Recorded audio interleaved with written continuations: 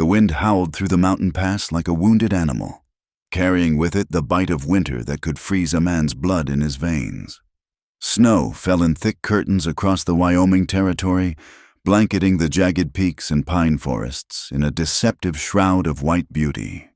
It was the kind of cold that made men question their sanity for choosing to live in such unforgiving country, the kind that turned breath to ice crystals before it left your lips. Elias Gray pulled his worn buffalo coat tighter around his shoulders as he guided his horse down the treacherous mountain trail.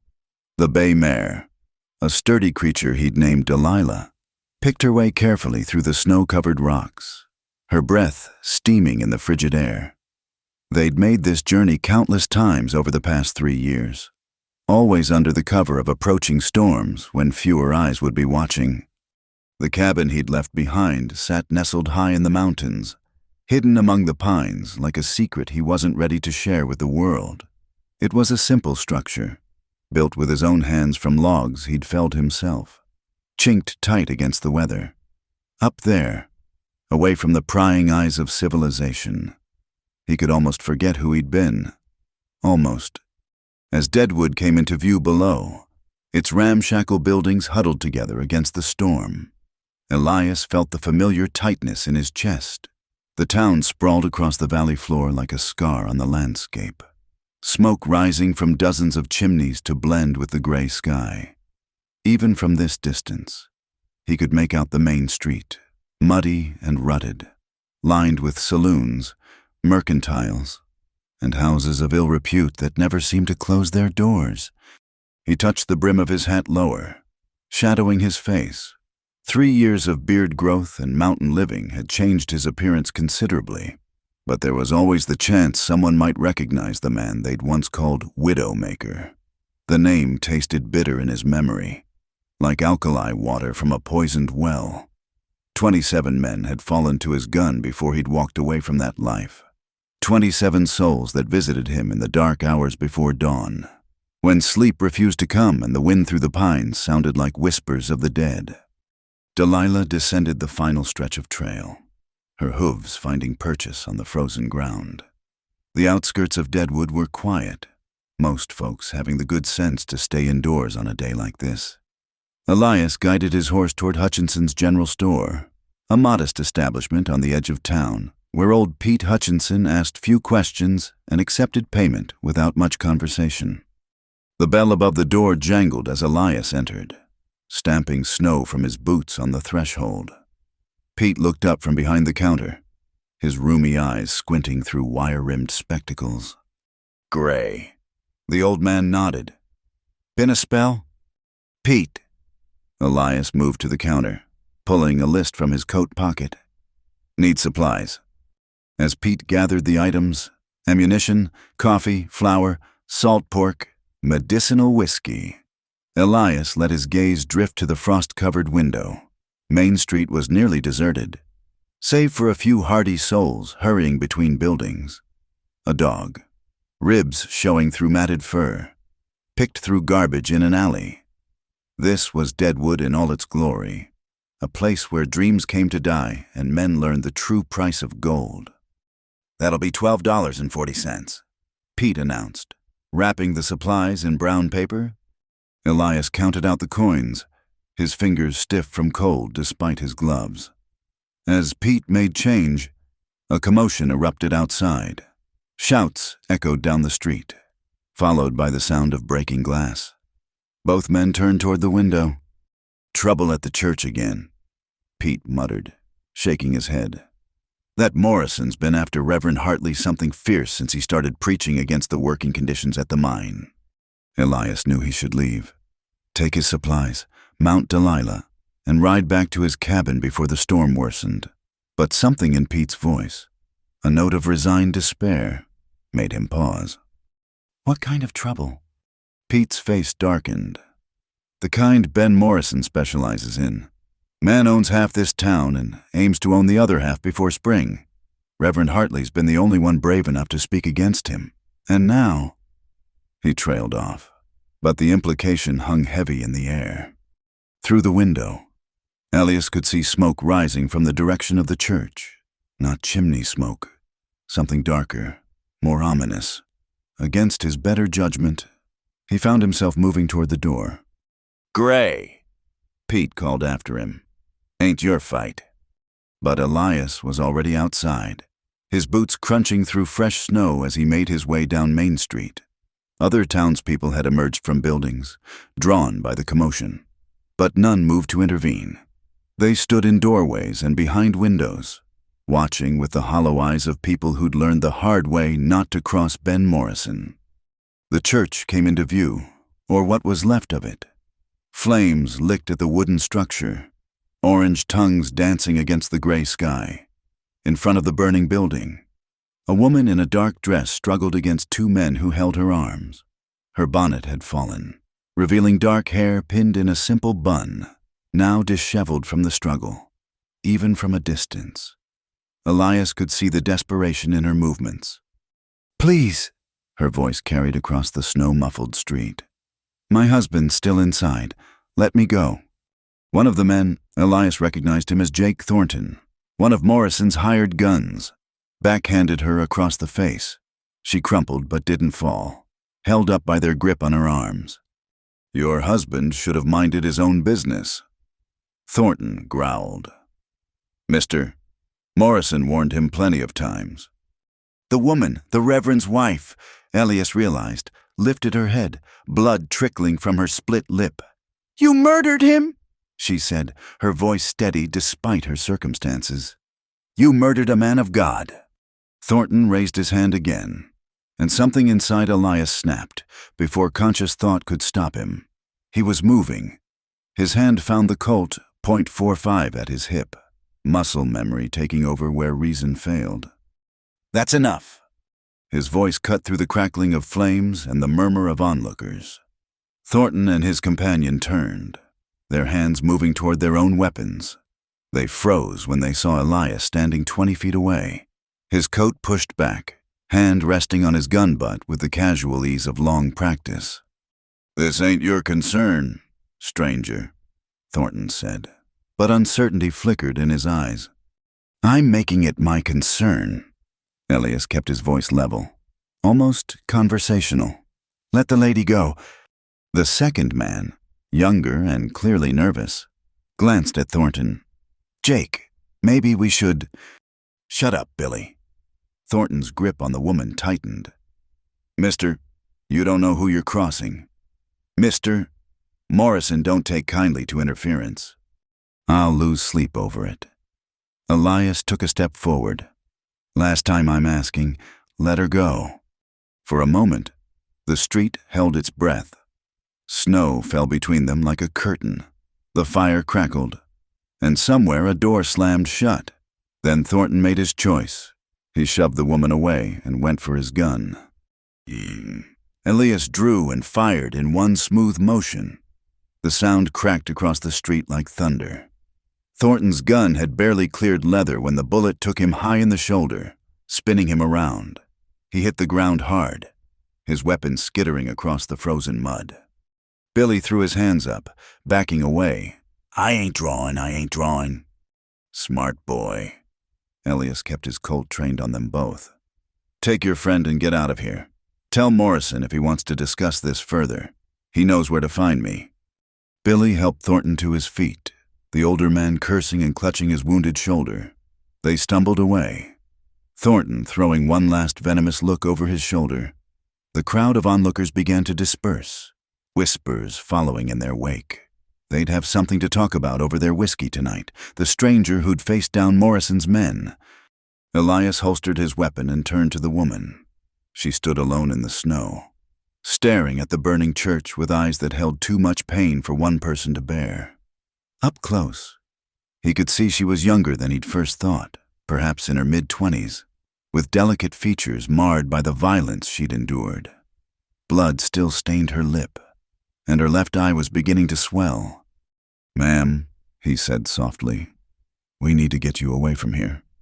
She didn't respond, seemingly transfixed by the flames consuming what had been her life. Elias gently took her elbow, and she flinched, but didn't pull away. "Is he really—" she began, then stopped. Unable to finish the question, Elias looked at the inferno that had been the church. No one could have survived inside. "I'm sorry." A sound escaped her, not quite a sob, not quite a scream.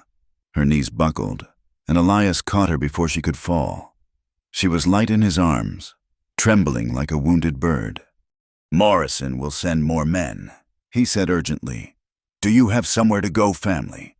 She shook her head, a jerky, desperate motion. We only had each other, the town, they're all afraid." Elias cursed under his breath. He couldn't leave her here, not with Morrison's men likely to return. But taking her with him meant complications he'd spent 3 years avoiding. He looked down at her face, saw the bruises forming, the blood on her lip, the shock in her gray eyes. Sometimes a man's past caught up with him in ways he never expected. "Can you ride?" She nodded, though he wasn't sure she truly understood the question. Elias half carried her to where Delilah waited, still loaded with his supplies. He lifted the woman into the saddle, then swung up behind her. She sagged against him, all the fight drained from her body. As they rode out of Deadwood, Elias caught sight of faces in windows, townspeople watching their departure with expressions of relief mixed with shame. None had stepped forward to help the Reverend's widow, but they'd remember the stranger who did. By nightfall, the story would be all over town, likely growing in the telling. The woman stirred as they began the climb into the mountains. "Where are you taking me?"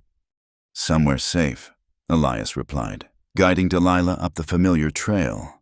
"What's your name?" "Miriam," she whispered. "Miriam Hartley." "I'm Elias Gray. You're going to be all right, Mrs. Hartley." She was quiet for a moment. Then, "My husband is dead." "Yes. They killed him because he spoke the truth about the mine, about the men dying in unsafe conditions, about Morrison stealing wages." Her voice grew stronger with each word, anger bleeding through the shock. "Samuel believed in justice. He believed God would protect him if he stood for what was right." Elias had nothing to say to that. In his experience, God was notably absent when it came to matters of justice in the territories. Good men died, bad men prospered, and the only law that mattered came from the barrel of a gun. The storm intensified as they climbed higher, wind driving snow into their faces. Miriam huddled closer to him, seeking warmth. Elias found himself oddly aware of her presence, the weight of her against his chest, the faint scent of lavender soap beneath the smoke that clung to her clothes. By the time they reached the cabin, Miriam was barely conscious, overwhelmed by cold and shock. Elias carried her inside, laying her on his narrow bed before stirring the banked coals in the fireplace back to life. As warmth began to fill the small space, he finally allowed himself to consider what he'd done. He'd broken his cardinal rule, don't get involved. For 3 years, he'd lived as a ghost, avoiding human connection like the plague it was. Everyone he'd ever cared about had paid the price for his sins. Catherine's face flickered in his memory, laughing, then still and pale in death, caught in crossfire meant for him. But looking at Miriam Hartley, bruised and broken on his bed, he couldn't bring himself to regret his actions. Some lines, once crossed, couldn't be uncrossed. He'd drawn Morrison's attention now. The man would send more guns, and they'd keep coming until the matter was settled one way or another. Outside, the storm raged on, sealing them off from the world below. For now, at least, they were safe, but Elias knew this was just the beginning. In saving Miriam, he'd set events in motion that would force him to face the very past he'd tried so hard to bury. The wind howled around the cabin like hungry wolves, and in the flickering firelight, Elias Gray sat watching over the unconscious woman who'd crashed into his carefully constructed isolation. A grieving cowboy had indeed found shelter with a schoolmarm by mistake, though whether the shelter was his or hers remained to be seen. The storm raged for 3 days and nights, sealing the mountain cabin in a cocoon of white fury. Wind screamed through the pines like banshees, rattling the sturdy walls Elias had built with his own hands. Snow piled against the door until it reached halfway up, and ice crystals formed intricate patterns on the single window that faced east toward the valley below. Miriam Hartley drifted in and out of consciousness during the first day, caught between sleep and waking in a haze of grief and exhaustion. Elias tended to her with the awkward care of a man unaccustomed to gentleness. He cleaned the cuts on her face with warm water and whiskey, applied salve to her bruises, and kept the fire burning hot enough to chase away the mountain cold. On the second morning, she woke fully, gray eyes focusing on the rough-hewn ceiling above her. For a moment, confusion clouded her features. Then memory crashed over her like a tide. Elias watched from his chair by the fire as her face crumpled, a low keening sound escaping her lips. Samuel, she whispered, the name a prayer and a goodbye all at once. Elias poured coffee from the pot, keeping warm on the hearth, adding a generous splash of whiskey. He approached the bed slowly, like one might approach a wounded animal. You should drink something. Miriam pushed herself up, wincing at the movement. Her dark hair hung loose around her shoulders, and in the firelight, Elias could see the full extent of the bruising on her face. Her left eye was swollen nearly shut, purple and green spreading across her cheekbone like spilled paint. She accepted the cup with trembling hands, taking a small sip. The whiskey made her cough, but color returned to her pale cheeks. Where am I? My cabin, about 5 miles up the mountain from Deadwood. Elias returned to his chair, giving her space. The storm's got us locked in tight. Won't be able to get down the mountain for a few days at least. Miriam's good eye widened. I can't. It's not proper for me to. Ma'am, propriety's the least of your worries right now. His voice came out harsher than intended, and he softened his tone. Ben Morrison killed your husband. His men will be looking for you once this storm breaks. You stay here until we figure out what to do. She stared into her coffee cup as if it might hold answers. They burned our church. Everything we built, everything Samuel worked for, gone. I'm sorry. Are you? She looked up sharply, studying him with an intensity that made him uncomfortable. You don't know me. You don't know what Samuel stood for. Why did you help me? Elias shifted in his chair. It was a fair question, one he'd been asking himself since bringing her here. Couldn't stand by and watch them hurt you. Most folks in Deadwood have been standing by for months, while Morrison terrorized anyone who opposed him. Bitterness crept into her voice. Where were you when they threatened Samuel? When they vandalized our church? When they beat Thomas Chen nearly to death for refusing to sell his laundry? I wasn't there. Elias said simply, I keep to myself. Miriam studied him more closely, taking in the sparse furnishings, the rifle mounted above the door, the careful way he kept his right hand free even while sitting. You're hiding from something. It wasn't a question. Elias felt the familiar tightness in his chest, the urge to shut down any conversation that veered toward his past. But this woman had lost everything, and perhaps she deserved some small piece of truth. Everyone's hiding from something out here. She nodded slowly, accepting this, setting the cup aside. She attempted to stand. Her legs buckled immediately, and Elias moved quickly to catch her before she fell. For a moment, they were close enough that he could feel her breath on his cheek, smell the lingering smoke in her hair mixed with that hint of lavender. Easy, he murmured, helping her back to the bed. You've been through hell. Your body needs time to recover. I need to. Necessary things, she said, color rising in her cheeks despite her condition. Understanding dawned. Elias felt heat climb his own neck. 3 years of solitude hadn't prepared him for the practical realities of sharing his small space with a woman. There's a chamber pot behind that curtain, he said, gesturing to a corner of the cabin. I'll step outside. In the storm, I need to check on my horse anyway. He pulled on his heavy coat and forced the door open against the accumulated snow. The wind hit him like a physical blow, driving ice crystals into his exposed skin. He made his way to the small lean-to stable he'd built against the cabin's west wall. where Delilah stood contentedly munching hay. "Got ourselves in a mess, girl," he told the mare, checking her water and adding more feed.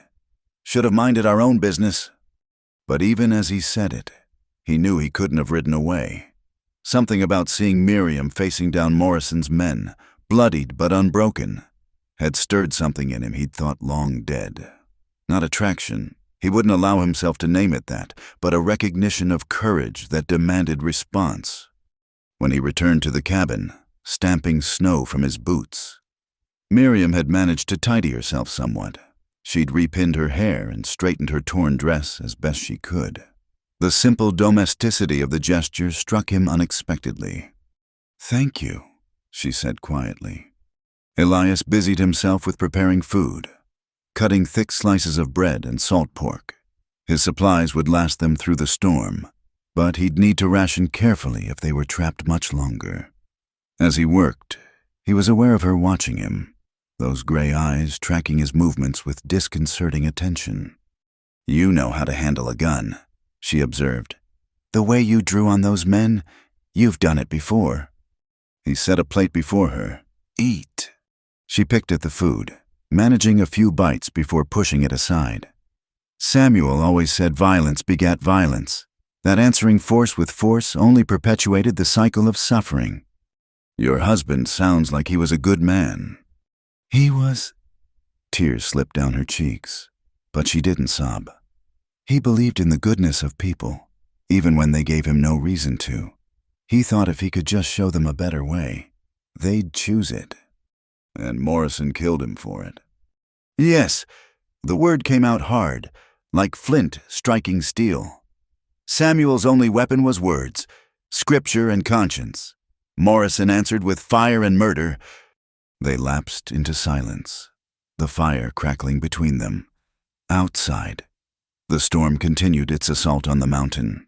Elias found himself studying her when she wasn't looking, the determined set of her jaw, the way she held herself despite her injuries, the steel beneath the grief. This wasn't some delicate Eastern flower who'd wilt at the first sign of hardship. This was a woman who'd chosen to stand beside her husband against a tyrant, knowing the cost. As night fell, the temperature plummeted further. Elias added more wood to the fire, but the cold crept in through every tiny gap in the logs. Miriam huddled under the blankets on the bed, shivering despite the layers. "You take the bed," Elias said, preparing to make a pallet on the floor. "I'll be fine here." "That's ridiculous." Her teeth chattered as she spoke. "We'll both freeze. This isn't about propriety anymore. It's about survival." She was right, though every instinct screamed against it. Elias had learned to armor himself in solitude, to maintain distance from others like a mountain maintains distance from the sky. But the practicality of the situation left little room for such luxuries. "All right," he conceded, "but I'll stay above the blankets." He lay down on the far edge of the narrow bed, keeping space between them. But as the night wore on and the cold deepened, that space gradually diminished. Miriam curled into herself, then gradually toward the warmth of another human body. By midnight, her back was pressed against his side, and Elias lay rigid as a board, afraid to move, afraid to breathe too deeply. She stirred, half waking. "I'm sorry," she murmured. "For what?" "For bringing trouble to your door, for disrupting your solitude. You were content here, weren't you, before I came?" Content. Was that what he'd been, or had he simply been existing, marking time in a kind of living death? "Go back to sleep, Mrs. Hartley." "Miriam," she corrected softly. "If we're sharing a bed for warmth in a blizzard, you might as well use my given name." Despite everything, Elias felt his lips twitch toward a smile. "All right then, Miriam." She dozed off again, but sleep eluded Elias. He stared at the fire-cast shadows on the ceiling, acutely aware of every point where her body touched his. It had been 3 years since he'd been this close to another person. 3 years since Catherine had died in that dusty street in Cheyenne. 3 years since he'd sworn never again to let anyone close enough to be caught in the crossfire of his life. Yet here he was, sheltering a woman whose very presence put them both in mortal danger. Morrison wouldn't let the insult stand. Men like him never did. They'd come looking, and when they found this cabin... "You're thinking too loud," Miriam said, startling him. "Thought you were asleep." Hard to sleep when the person next to you is wound tighter than a watch spring. She shifted slightly, turning to look at him in the dim light. "What happened to her?" "Who?" "The woman you're trying not to think about while lying next to me." Elias's jaw clenched. "That's not... Please." Despite everything, a note of wry humor entered her voice. "I've been married. I know what it feels like when a man is carefully trying not to notice a woman, but this is different. You're not trying not to notice me. You're trying not to remember someone else." The insight cut too close to the bone. Elias considered deflecting, maintaining the walls he'd built so carefully. But something about the darkness, the storm, and the strange intimacy of their situation loosened his tongue. "Her name was Catherine. She died because of me, because of what I was." Miriam was quiet, waiting, not pushing, just creating space for words that had gone unspoken too long.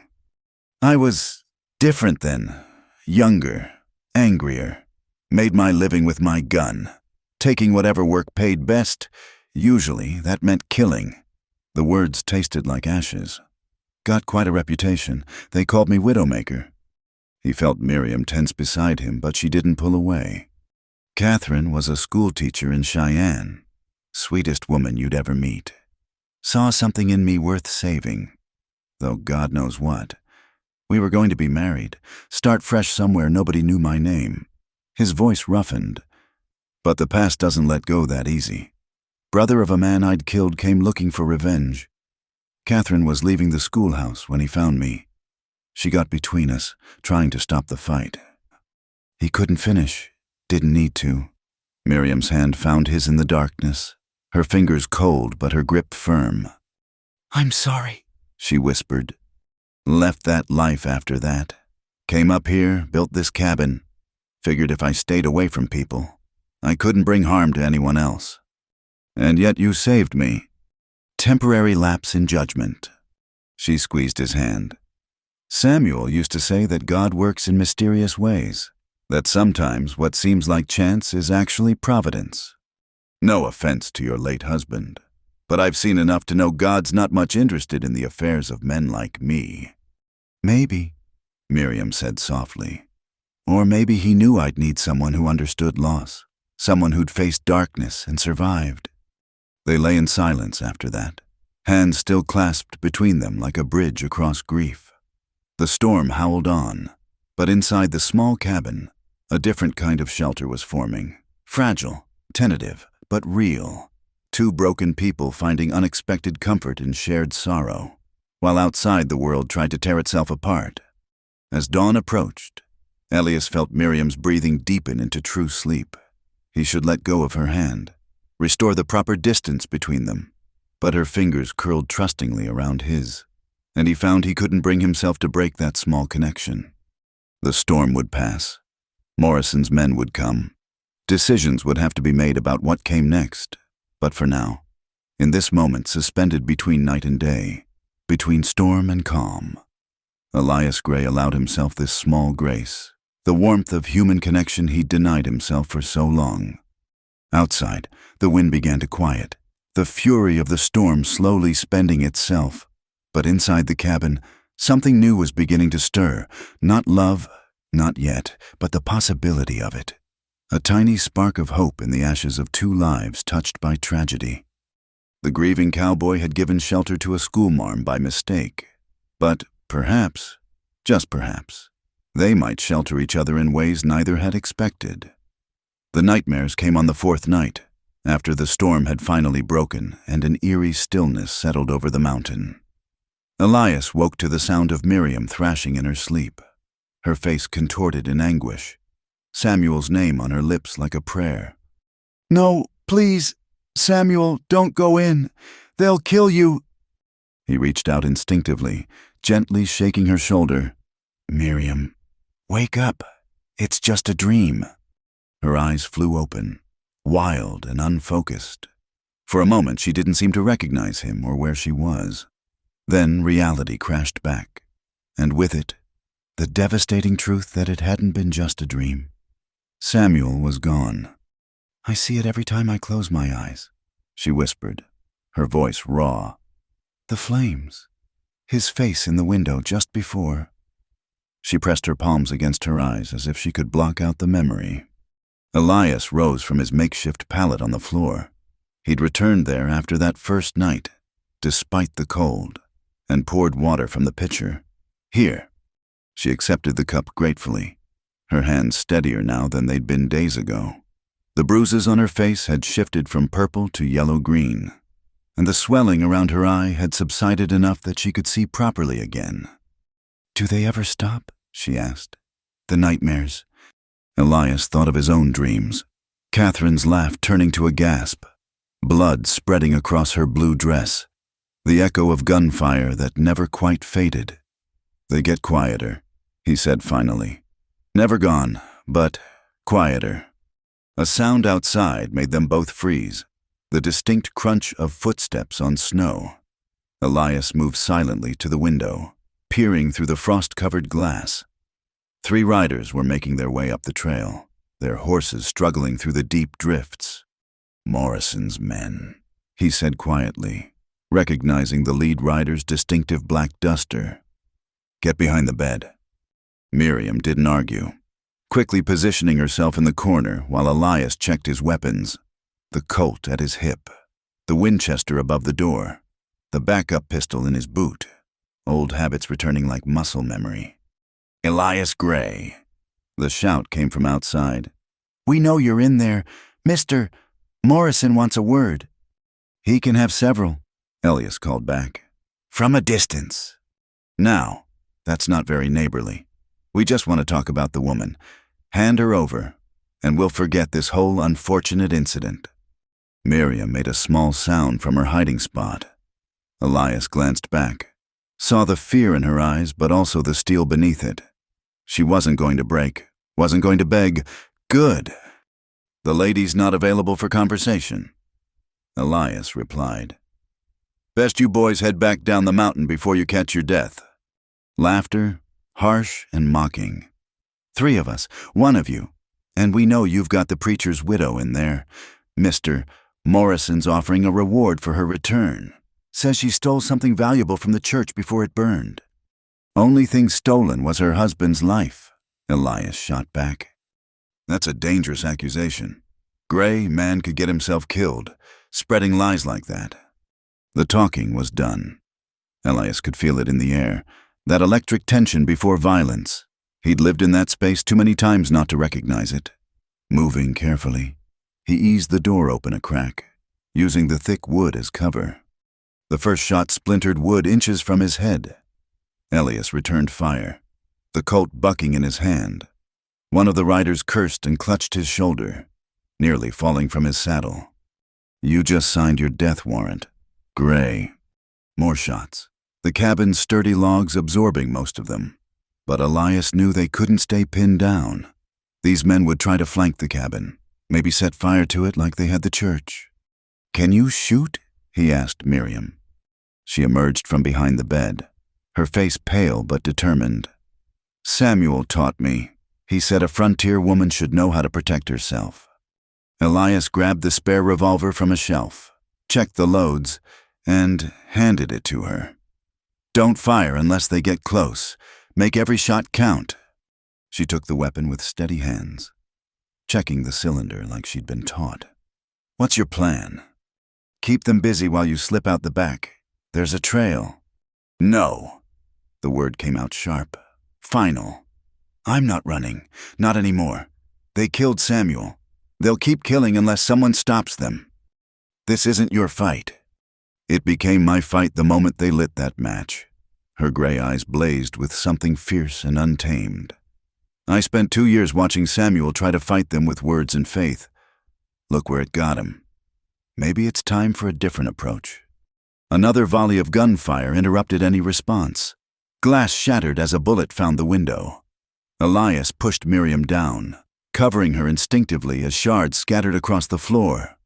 "Stay low," he commanded, then moved to the broken window. He could see movement in the trees. They were trying to circle around. "Cover the back door." She crawled across the floor, positioning herself where she could watch the rear entrance. Elias admired her courage even as he cursed the situation. He'd wanted to keep her safe, not turn her into a gunfighter. A figure darted between trees. Elias tracked the movement, led it, and fired. The man stumbled, fell, and didn't get up. 2 down, 1 to go. But the last one was the most dangerous. Jack Clement, Morrison's top gun. Elias had heard stories about him in town. None of them pleasant. "Gray," Clement's voice came from somewhere to the left. "This is stupid. You're outnumbered. Morrison's just going to send more men." "Then I'll stack them like cordwood until he runs out." Big talk for a man hiding in a cabin with a dead preacher's woman. Miriam's jaw clenched at the insult, but she kept her position, gun trained on the back door. Minutes ticked by in tense silence. Elias knew Clement was moving, looking for an angle.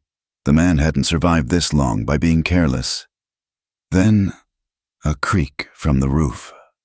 Somehow, Clement had managed to climb up without them noticing. "The roof," Elias hissed. They both looked up just as a section of shingles gave way. Clement dropped through, gun blazing. Elias shoved Miriam aside and rolled, firing upward. The shots were near simultaneous, thunder in the small space. Clement's bullet caught Elias along the ribs, spinning him around. Pain flared hot and sharp, but his own shot had been true. Clement clutched his chest, surprise replacing arrogance on his face. He fell heavily, the gun slipping from his fingers. Elias Miriam was beside him instantly, her hands pressing against his side where blood seeped through his shirt. "It's not bad," he grunted, though the pain suggested otherwise. "Just a graze." She helped him to a chair, then quickly checked Clement. The man was still breathing, but barely. Pink foam on his lips meant a lung shot. He wouldn't last long. "Water," Clement wheezed. "Please." Miriam hesitated, then fetched a cup. She held it to his lips, showing mercy to a man who would have shown her none. It was, Elias thought, exactly what her husband would have done. "Morrison." Clement coughed. More blood. "He won't stop. The widow. She has evidence." "What evidence?" Miriam leaned closer. "Journal. Your husband's journal. Morrison wants it. Burned." His eyes went glassy, fixed on something beyond the cabin walls. Miriam closed them gently, whispering a prayer Elias couldn't quite hear. "Samuel kept a journal," she said, turning to Elias. "Documented everything. The dangerous conditions in the mine, the skimmed wages, the threats. I grabbed it when I saw the smoke, hid it under my skirts. It's still there." Elias pressed his hand tighter against his side. "That's why Morrison wants you so badly. Not just revenge. You can prove his crimes." "We need to get you bandaged," she said, already moving to heat water. As she worked, cleaning and binding his wound with surprising skill, Elias studied her. The frightened woman he'd rescued 4 days ago was transforming before his eyes. Tragedy had burned away the softer edges, revealing iron underneath. "You've done this before," he observed as she tied off the bandage. "Frontier living teaches many skills. Samuel and I spent a year in Nebraska before coming here, treated plenty of injuries. Farming accidents, snake bites, the occasional gunshot." She washed blood from her hands. Movements efficient, though I never imagined I'd be treating wounds from men trying to kill us. "Speaking of which," Elias nodded toward the bodies, "we need to deal with them and decide what comes next." "What do you mean?" "Morrison knows where you are now. He'll send more men. Probably bring a small army next time. This cabin's no fortress. We could head north to Montana, maybe Canada. Start fresh where he can't find us." Miriam was quiet for a long moment. staring at the journal she'd retrieved from its hiding place. The leather cover was worn, filled with Samuel's careful handwriting. "I'm tired of running," she said finally. "Samuel believed in standing for what's right, even unto death. I won't dishonor his memory by fleeing." She looked up at Elias, and he saw that fierce light in her eyes again. "But I won't ask you to fight my battle. You've done enough, risked enough. I can go to the federal marshal in Cheyenne, show him the journal. Alone, you'd never make it. Morrison owns half the law between here and there." "Then what do you suggest?" Elias stood carefully, testing his side. The wound pulled, but held. He walked to where his gun belt hung and strapped it on. Movements deliberate. "I left this life behind for good reasons," he said slowly. "Swore I'd never pick up a gun in anger again.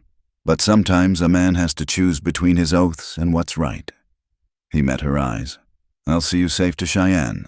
After that, we go our separate ways." "Just like that, you'll risk your life for a stranger." "You're not a stranger anymore, Miriam." Something passed between them in that moment. Unspoken, but real. Not love. Not yet.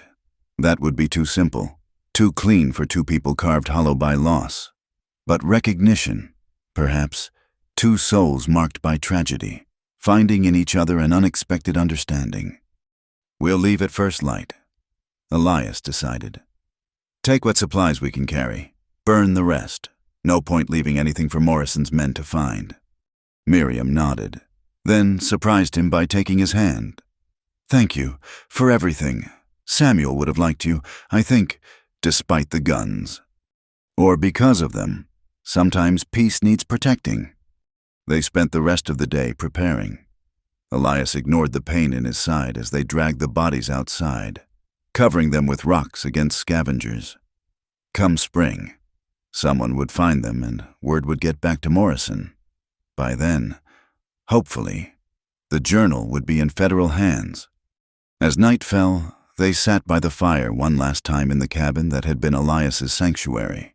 Tomorrow would bring danger, uncertainty, the strong possibility of death. But tonight, they had warmth, shelter, and the quiet companionship of shared purpose. "Tell me about Samuel," Elias said suddenly. "Not the preacher, the man." Miriam smiled. The first genuine smile he'd seen from her. It transformed her face. Hints of the woman she'd been before tragedy struck. "He loved books," she began. "Would read anything he could get his hands on. Poetry, philosophy, dime novels, though he'd hide those from his parishioners." Her voice warmed with memory. He had the most terrible singing voice but insisted on leading hymns anyway. The congregation suffered through it with Christian patience. They talked late into the night, sharing stories of the dead they carried with them. Catherine's love of wildflowers. Samuel's failed attempts at cooking. Small, precious details that kept memory alive even as flesh failed. When they finally banked the fire and prepared for sleep, something had shifted between them. The careful distance Elias had maintained was gone, replaced by the tentative trust of fellow soldiers preparing for battle. "Whatever happens tomorrow," Miriam said softly, "I'm glad I'm not facing it alone." "Neither am I," Elias admitted, surprising himself with the honesty. As they settled in for their last night in the cabin, the ghosts of Samuel and Catherine seemed less heavy somehow. Still present, still mourned, but no longer walls between the living. Outside, snow began to fall again, gentle this time, covering the blood and violence of the day in clean white. Tomorrow they would leave this shelter, face whatever Morrison sent against them. But tonight they had found something neither had expected. Not healing, not yet, but the possibility of it. Two wounded hearts learning that perhaps, just perhaps, they didn't have to bear their grief alone. The morning sun painted the snow-covered peaks in shades of rose and gold as Elias and Miriam prepared to leave the cabin behind. They worked in comfortable silence, a rhythm established over their days together. Elias packed ammunition and supplies while Miriam secured Samuel's journal in an oilcloth wrapping, protecting it against the elements. "Ready?" Elias asked, watching her take one last look around the small space that had been their sanctuary. As I'll ever be. She pulled her cloak tighter, the worn fabric a poor defense against the mountain cold. Elias had given her one of his coats, but she still shivered in the early morning air. They set out on foot, Delilah loaded with supplies. The trail down the mountain was treacherous with fresh snow, requiring careful navigation. Elias led the way, his rifle ready, eyes scanning for any sign of Morrison's men. They'd gone perhaps 2 miles when Miriam stumbled on an icy patch, catching herself against a pine trunk. Elias reached back to steady her, and for a moment they stood close, her hand gripping his arm. Sorry, She murmured. I'm slowing us down. You're doing fine. He found himself reluctant to let go. The simple human contact warming something inside him he'd thought frozen solid. We'll rest at the overlook ahead. The overlook offered a spectacular view of the valley below. Deadwood visible as a dark smudge against the white landscape. They shared water and hardtack, standing close together against the wind. It looks so small from up here, Miriam observed. Hard to believe something so small could hold so much cruelty. Size doesn't determine character. I've seen kindness in the roughest mining camps and evil in the finest parlors. She studied him sidelong. Which have you seen more of, kindness or evil? Elias considered the question. Used to think evil. These days. He glanced at her. I'm starting to reconsider. A faint blush colored her cheeks, though it might have been the cold. They continued on, the trail winding through stands of lodgepole pine and aspen. The forest was hushed, muffled by snow, but Elias remained alert. Morrison's men could be anywhere. By midday, they'd reached the lower elevations where the snow thinned. They stopped by a partially frozen creek to water Delilah and refill their canteens. Miriam knelt by the water's edge, and Elias found himself watching the way sunlight caught in her dark hair, loosened from its pins by the journey. What? She asked, catching his gaze. Nothing. Just, you're different from when I first brought you to the cabin. How so? He searched for words. Stronger, like steel that's been through fire. Grief does that. She stood, brushing dirt from her skirts. Either it breaks you or it forges you into something harder. I chose not to break. They were preparing to continue when Elias caught it, a flash of movement in the trees behind them. He pushed Miriam behind a boulder just as the first shot rang out, spraying bark from a tree where she'd been standing. How many? Miriam asked, already reaching for the pistol he'd given her. Elias peered around the boulder, counting muzzle flashes. 4, maybe 5. They must have been watching the trails. More shots, chunks of granite exploding near their heads. They were pinned down, nowhere to run. The creek bank offered some cover, but not enough. Can we make it to those trees? Miriam pointed to a dense stand of pine 20 yards away. Not without getting shot. Elias's mind raced, calculating angles and options. Then he heard it. Horses approaching from the east. More of Morrison's men, trying to flank them. Elias. Miriam's voice was steady despite their dire situation. Whatever happens, I want you to know. Save it, he interrupted, not unkindly. We're not done yet. He spotted what he needed, a fallen log near the creek, thick enough to provide cover. When I start shooting, run for that log. Don't stop. Don't look back. What about you? I'll be right behind you. It was a lie, and they both knew it. Someone had to keep the gunman busy, and with his wound still fresh, Elias knew he couldn't run fast enough, but Miriam had to survive, had to get that journal to the authorities. He rose slightly, firing rapidly at the tree line. Go! Miriam ran, skirts hitched up, moving with surprising speed. Gunfire erupted from multiple directions. Elias felt a bullet tug at his coat, another whine past his ear. He kept firing, drawing their attention, giving her time. She made it to the log, immediately turning to provide covering fire. Elias, now! He sprinted from the boulder, legs pumping, side screaming where his wound pulled. Halfway there, a burning pain exploded through his thigh. He stumbled, fell, rolled behind the minimal cover of some rocks. "Elias!" Miriam's cry cut through the gunfire. "Stay down," he shouted back, pressing his hand to his leg. Blood seeped between his fingers. The bullet had gone clean through, missing the bone, but he wouldn't be running anywhere soon. The horsemen were closer now. In minutes, they'd be surrounded. Elias checked his ammunition, running low. This was where it would end. Then, at least Miriam had a chance if she ran now. But she didn't run.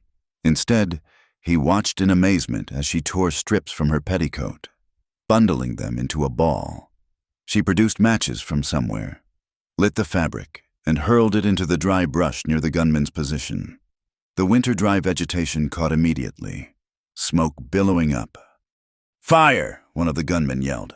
"Fall back!" In the confusion, Miriam darted from the log to Elias's position, sliding in beside him like she'd been doing it all her life. "Fool woman," he growled, even as relief flooded through him. "You should have run." "And leave you." She was already examining his leg wound with practiced hands. "I told you, I'm done running." She tied a tourniquet above the wound with swift efficiency. "Can you ride?" "Do I have a choice?" Together they stumbled to where Delilah waited, spooked but trained not to flee. Elias nearly blacked out as Miriam helped him into the saddle, but he held on.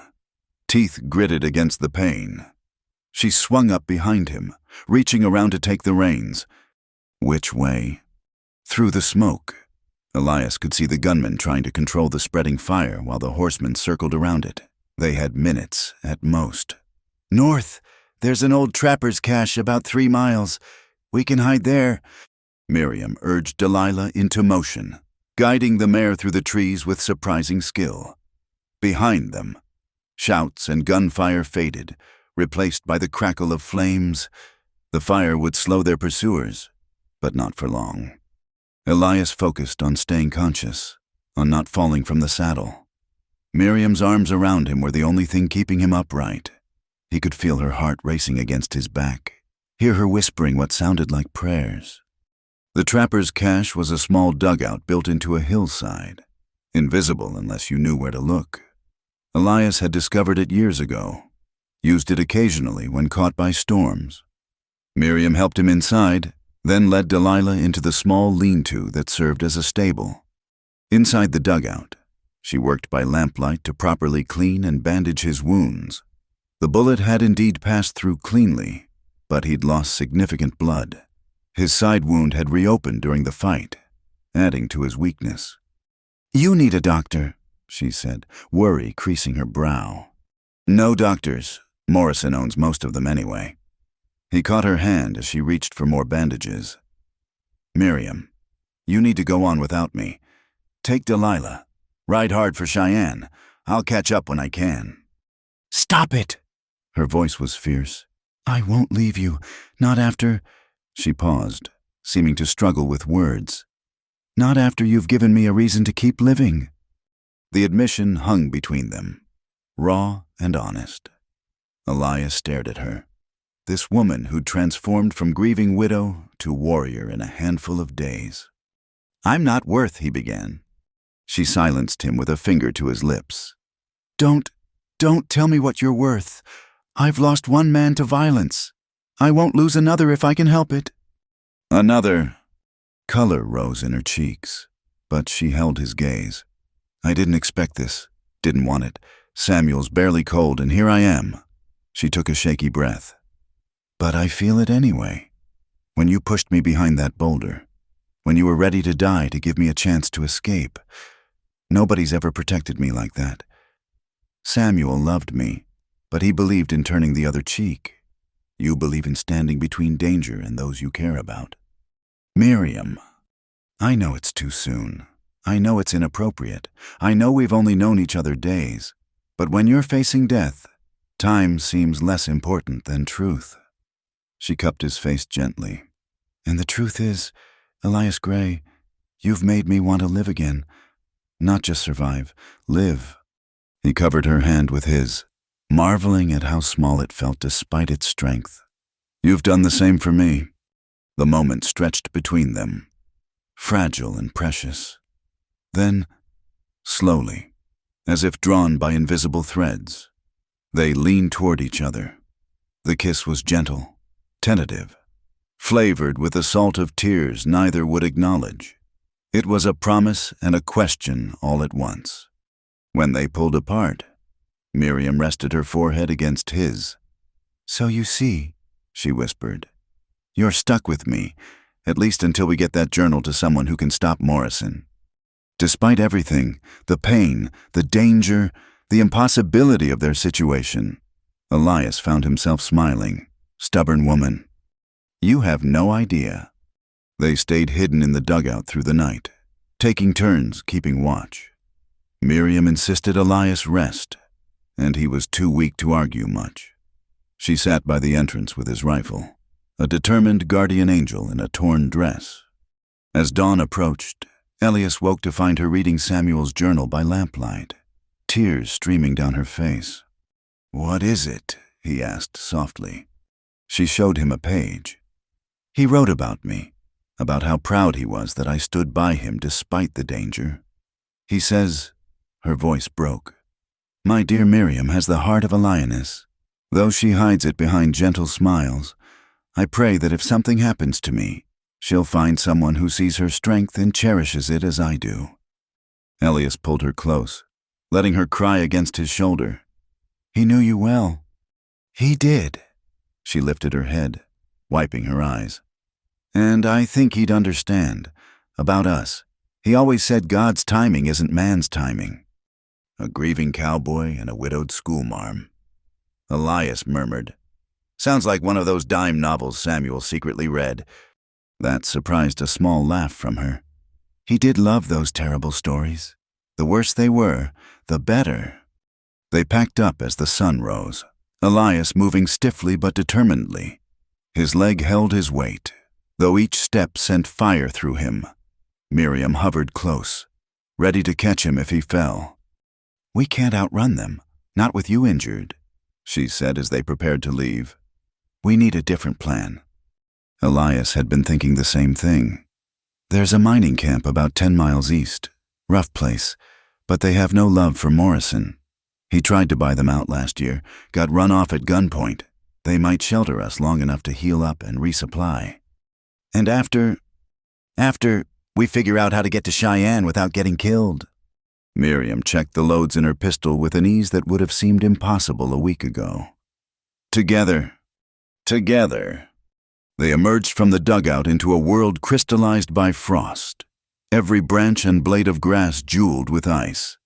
Despite the danger closing in, despite the pain and uncertainty, Elias felt something he hadn't experienced in years, hope, not just for survival, but for life beyond it. As they mounted Delilah, Miriam settling carefully behind him, she whispered in his ear, "Ready for anything, Mr. Gray." The echo of her future words sent a chill through him that had nothing to do with cold. Somehow, he knew this moment was a turning point, the place where their story truly began. "Ready for anything," he replied, and meant it. They rode toward the rising sun, two broken souls finding wholeness in each other, while behind them Morrison's shadow lengthened across the land. The journal tucked safely against Miriam's chest held the power to bring justice, but it was the growing bond between them that held the promise of something more: redemption, healing, and perhaps even love strong enough to mend what violence had torn apart. The mining camp of Copper Creek sprawled across a scarred mountainside like an open wound, all raw timber and muddy paths. Smoke from dozens of cook fires mixed with the acrid smell of the smelter, creating a permanent haze that burned the eyes and throat. Elias and Miriam rode in just after noon, both exhausted from the hard journey and constant vigilance.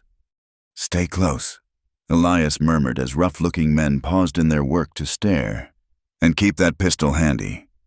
They made their way to the largest building, a 2-story structure that served as general store, saloon, and unofficial town hall.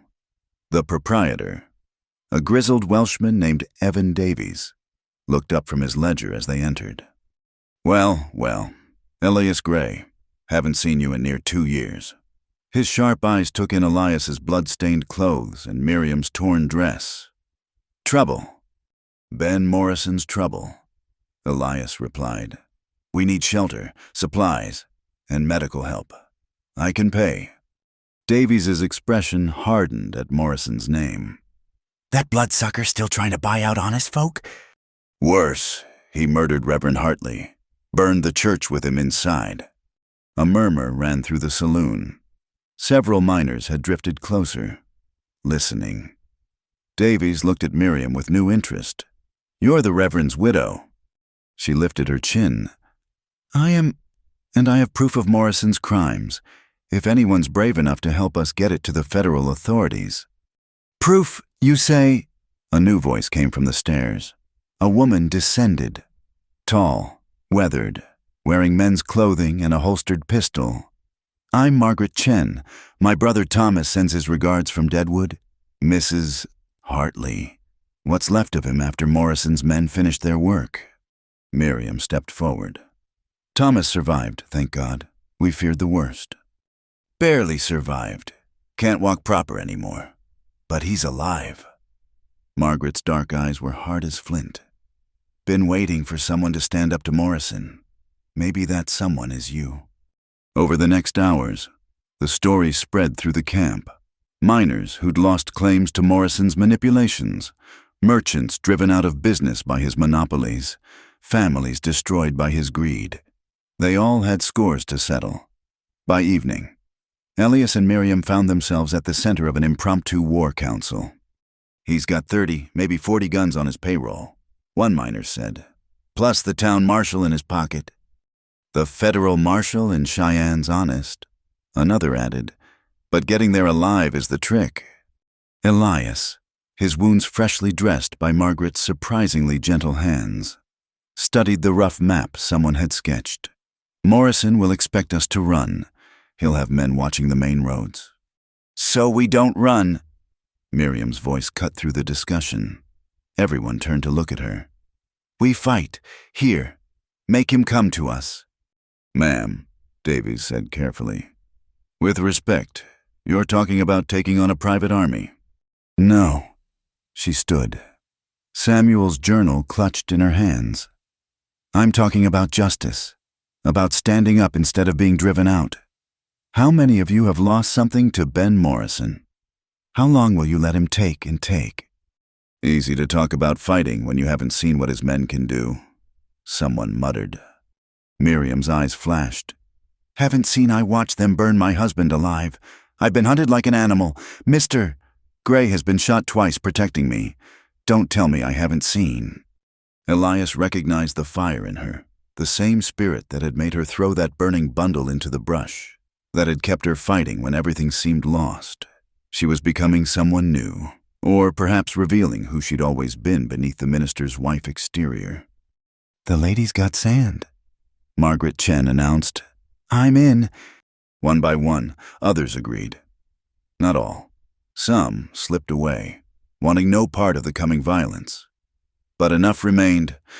Miners, teamsters, a few merchants, even a couple of former soldiers who drifted to the goldfields after the war. By midnight, they had the beginnings of a defense force. Elias found Miriam later, standing outside in the cold mountain air, staring at the stars. You know what you've started. A war. She didn't look at him. It was always war. Elias, Samuel just didn't want to see it. He believed words could change hearts hardened by greed. And you don't. She turned then, and in the moonlight, he could see tears on her cheeks. I believe Morrison understood only one language, and he spoke it when he lit that match. Now I need to learn to speak it too. That's a dark path. Is it darker than letting him continue? How many more will die if we do nothing? Elias pulled her close, feeling her tremble against him. I'm not judging. God knows I've walked that path most of my life. I don't want you to lose yourself to it.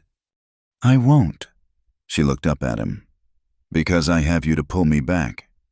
They were interrupted by a shout from the watchers. Riders approaching, a dozen or more, moving fast despite the darkness. Morrison hadn't waited long. The camp erupted into organized chaos. Men took positions behind overturned wagons and mining equipment. Women and children were hustled into the most fortified buildings. Elias stationed himself at a second-floor window of the main building, rifle ready, while Miriam refused to hide with the non-combatants. "I started this," she insisted, checking her pistol. "I'll see it through." The riders stopped just outside rifle range. One separated from the group, walking his horse forward slowly. Even at distance, Ben Morrison cut an imposing figure, tall, broad-shouldered, wearing the expensive clothes of a successful businessman. But Elias had met enough killers to recognize one, regardless of tailoring. "Good people of Copper Creek," Morrison's voice carried clearly in the thin mountain air. "I have no quarrel with you. Send out the murderers, Gray and Hartley, and we'll leave peacefully." "Murderers!" Margaret Chen shouted back. "That's rich, coming from you." Morrison's laugh was without humor. "Mrs. Hartley killed 3 of my employees. Gray has murdered 4 more. They're wanted criminals." "Your employees attacked us," Miriam called out, her voice steady. "We defended ourselves." "A matter for the courts to decide. Come quietly, and you'll get a fair trial." "Like the fair trial you gave my husband." Silence stretched taut as a bowstring. Then Morrison spoke again, his cultured voice dropping its pretense of civility. "Last chance. Send them out, or we'll burn this whole camp to the ground." "Try it," Davies yelled. "See how far you get." Morrison raised his hand. His men spread out, dismounting and taking cover. The siege of Copper Creek had begun. The first exchange of gunfire was fierce but brief, both sides testing the other's resolve. Elias dropped one rider who ventured too close, the man crumpling with a cry. Miriam, positioned at another window, fired steadily if not accurately, keeping heads down. "They're trying to flank us," someone shouted. Groups of Morrison's men were indeed moving along the ridgeline, seeking better positions. Elias cursed. The camp was defensible but not impregnable. Given time, Morrison's forces could surround them completely. "We need to break their momentum," he told Davies. "Hit them before they get dug in." "Suicide," the Welshman replied. "We leave cover. They'll cut us down." "Not if we're smart about it." Elias's tactical mind, dormant for 3 years, sparked back to life. Small group, hit their horses and supply wagon, fall back before they can respond. Without mounts and ammunition, they'll think twice about a long siege. Margaret Chen volunteered immediately, along with 5 miners who knew the terrain. Elias wanted to lead, but his wounded leg made that impossible. Instead, he coordinated covering fire while the raiders slipped out through a back route. The next hour was chaos. Gunfire echoed off the mountain slopes as the raiders struck Morrison's rear guard. Elias saw horses scattering, men shouting in confusion. A wagon burst into flames.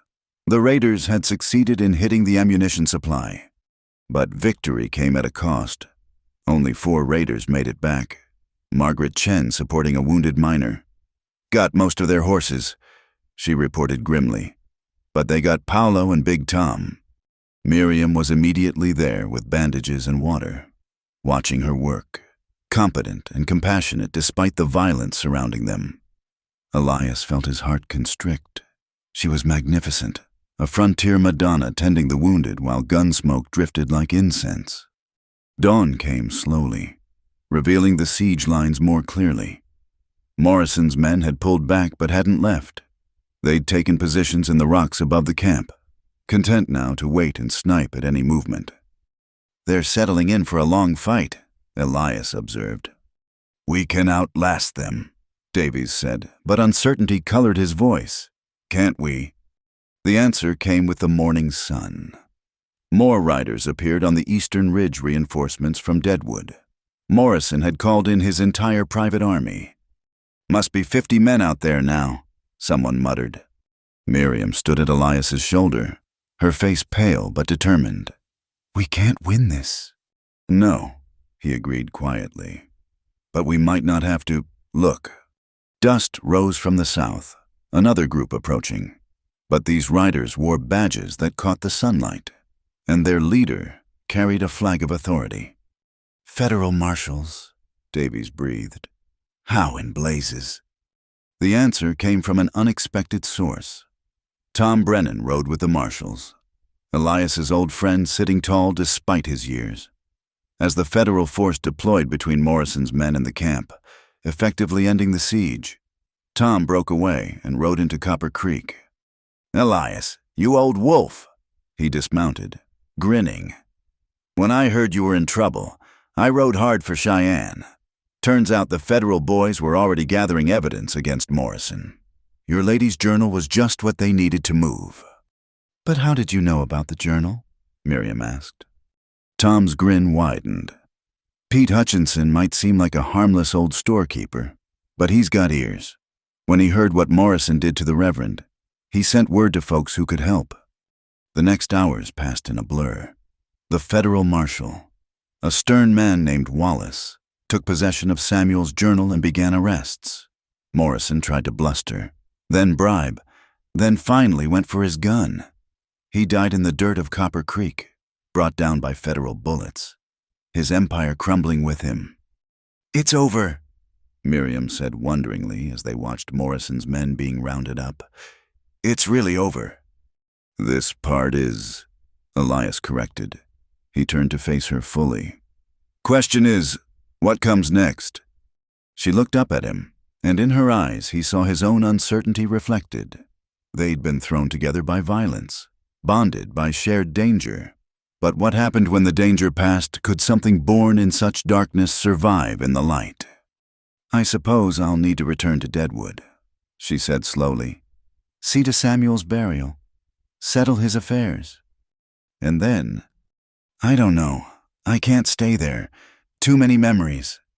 She paused, vulnerability creeping into her voice. What about you? Elias thought about his cabin, his solitary life, the walls he'd built around his heart. They seemed foolish now, meaningless barriers that had only served to make him less human, not more safe. Thinking I might head to Oregon, he said carefully. Always wanted to try farming, peaceful work. Could use a partner who knows about frontier living. Is that an offer, Mr. Gray? Might be, if you're interested. Miriam smiled then, bright as sunrise after storm. I might be. Tom Brennan, shameless eavesdropper, clapped Elias on the shoulder. About time you stopped hiding on that mountain. Life's for living, friend. As the federal marshals finished their work and the camp began to return to normal, Elias and Miriam stood together, hands clasped. They'd found each other in the worst possible circumstances, but perhaps that had been necessary. Perhaps they'd both needed to be broken completely before they could heal properly. Morrison's death wouldn't bring back Samuel or Catherine, wouldn't erase the violence they'd witnessed and participated in, but it had brought justice, and in that justice, a chance for new beginnings. The grieving cowboy and the widowed schoolmarm had discovered that love could indeed mend what hatred had torn apart. Not perfectly, not without scars, but strongly enough to build upon. Ready to leave this place? Elias asked as the sun climbed toward noon. More than ready, Miriam replied. Though I'll need to stop in Deadwood first, Samuel deserves a proper marker, and there are people who helped us who should know how it ended. We'll go together. And after, Elias squeezed her hand gently. After, we go wherever the road takes us. Together. As they prepared to leave Copper Creek, Miriam tucked a copy of Samuel's journal the federal marshal had let her transcribe parts into her travel bag. Not for evidence now, but for memory.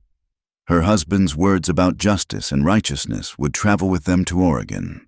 A reminder that sometimes the fight for what's right requires both the minister's faith and the gunfighter's resolve.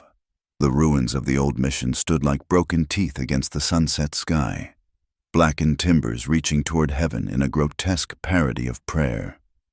Elias and Miriam arrived in Deadwood 3 days after leaving Copper Creek, accompanied by Tom Brennan and 2 federal marshals who had business to conclude in town. Word of Morrison's death had preceded them. The streets, usually bustling with activity, seemed subdued.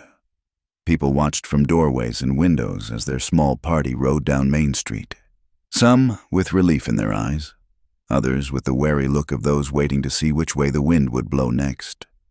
"The church," Miriam whispered, seeing the devastation fully for the first time in daylight. Where the modest wooden structure had stood, only the stone foundation remained, filled with ash and debris.